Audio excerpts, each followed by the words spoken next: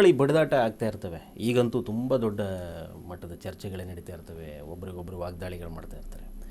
BJP ಎಲ್ಲೋ ಒಂದು ಕಡೆ ಆ ಬಡಿದಾಟದ ಲಾಭ ತಗೊಳ್ಳೋದ್ರಲ್ಲಿ ಹಿಂದಾಗ್ತಾ ಇದೆಯಾ ಅಂತ?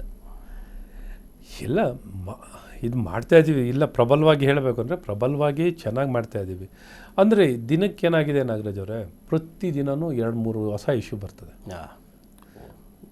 ಪ್ರತಿದಿನ ಯಾವ ವಿಚಾರಗಳನ್ನ ಎತ್ಕೋಬೇಕು, ಯಾವ ವಿಚಾರಗಳು ಬಿಡಬೇಕು.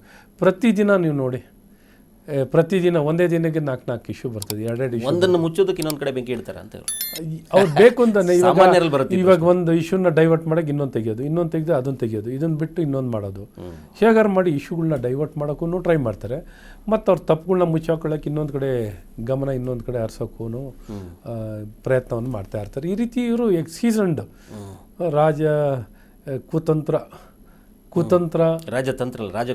ಕುತಂತ್ರ ಮಾಡೋದರಲ್ಲಿ ತಮ್ಮ ಅನುಭವವನ್ನು ಚೆನ್ನಾಗಿ ಬಳಕೆ ಮಾಡ್ಕೋತಾರೆ, ದುರುಪಯೋಗ ಪಡಿಸ್ಕೋತಾರೆ.